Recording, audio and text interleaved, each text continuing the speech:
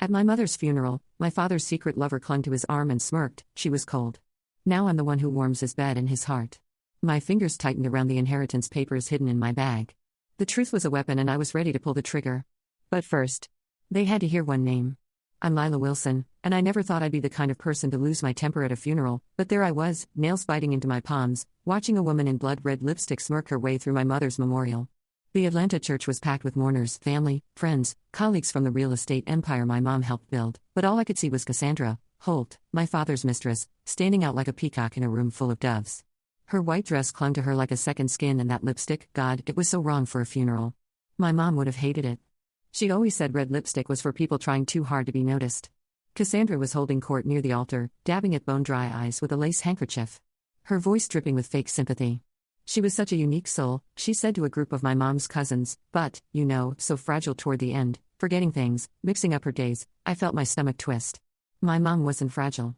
She was sharp, meticulous, the kind of woman who could balance a company's books in her head while planting roses in our backyard. She'd been gone barely a week, and here was this woman rewriting her story like she had any right to touch it. I caught my father's eye across the room. Victor Grayson, all polished charm in his tailored suit, adjusting his tie like he always did when he could meet my gaze. He looked away fast, and that small gesture, his refusal to acknowledge me, cut deeper than Cassandra's lies. My mom built Grayson Properties with him, poured her heart into every community project, every affordable housing deal, and now he was letting this stranger tarnish her memory. Lila, sweetheart, a familiar voice broke through my haze. Evelyn Brooks, my mom's oldest friend and our family attorney, appeared at my side. Her silver hair pulled back in a no-nonsense bun. Your mom would be proud of how you're holding it together, especially since I'm half tempted to dump wine on that woman's dress myself. Her lips twitched, a spark of mischief in her eyes. I managed a weak smile. I'm thinking something stronger than wine. My voice was tight, barely holding back the anger bubbling inside me. I'd spent my life trying to be the daughter my mom deserved, independent, creative, chasing my dreams as a graphic designer, instead of joining the family business like my dad wanted. But standing there watching Cassandra parade around, I felt like I'd failed her. I hadn't been there enough in those last months, too caught up in my own world. Evelyn squeezed my arm. Your mom always said you had her fire. Come see me tomorrow at my office. There's something we need to talk about. Her tone was serious, the kind that made you listen. I nodded, but my eyes were pulled back to Cassandra, who'd moved on to another group. Her voice carrying poor things so confused in her final days. Victor was a saint, really managing her care. That was it. The lie snapped something inside me. That's not true, I said loud enough to make heads turn. The room went still, the hum of polite conversation dying out. My mom was never confused. She was sharp as a blade until the end. My voice shook, but I didn't care. Every eye was on me, and I felt my mom's strength pushing me forward. Cassandra's perfectly arched eyebrows lifted, her smile patronizing. Lila, honey, grief can cloud things. It's hard to accept, don't you, honey, me. I cut her off, stepping closer, and don't you dare act like you knew her. My hands were trembling, my nails digging deeper into my palms, leaving crescent marks I'd feel for hours. Lila, my father's voice cut through sharp and warning. He appeared between us, his hand resting on Cassandra's lower back, a casual, intimate touch that made my stomach churn.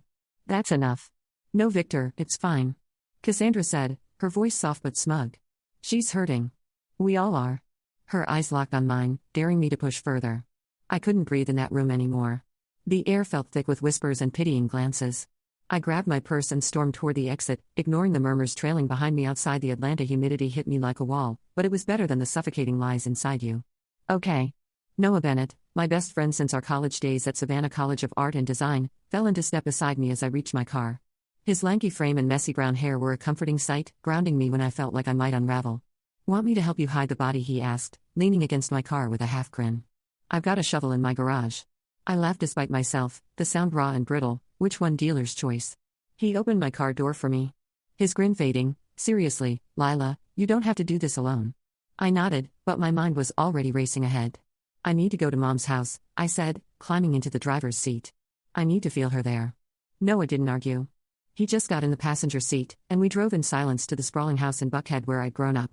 It didn't feel like my dad's anymore, not after today inside. I went straight to my mom's art studio, a sunlit room filled with her paintings and sketches. She'd always found peace here, away from the corporate battles she fought alongside my dad. I needed that peace now. Needed to remember who she was, not the frail woman Cassandra tried to paint her as. Noah lingered in the doorway, watching as I opened her desk drawers. Your mom was like a librarian with this stuff, he said, gesturing to the neatly labeled folders, everything in its place. He wasn't wrong. My mom was meticulous. Every sketchbook numbered, every paintbrush organized, which is why the unmarked wooden box tucked at the back of a drawer stood out. My heart skipped as I pulled it out, my fingers brushing against the smooth wood inside. Beneath a stack of old Polaroids, me as a kid covered in paint, grinning beside her, I found an envelope with my name in her elegant, slightly shaky handwriting. Lila. What's that? Noah? Asked. Stepping closer, did I open it carefully. My breath catching. Inside was a legal document and a note. My mother's words stared up at me, steady and urgent. My dearest Lila, if you're reading this, then I'm gone, and what I feared came true. They think they've won, but I was never as weak as they believed. Everything you need is in the safe behind my favorite painting, the one we did together when you were 10. The combination is the day you broke your wrist climbing that oak tree. You were so brave then, and you'll need that bravery now. Trust Evelyn, trust yourself. All my love, M.O.M.M.Y. Hands shook as I handed Noah the document. He scanned it, his eyes widening.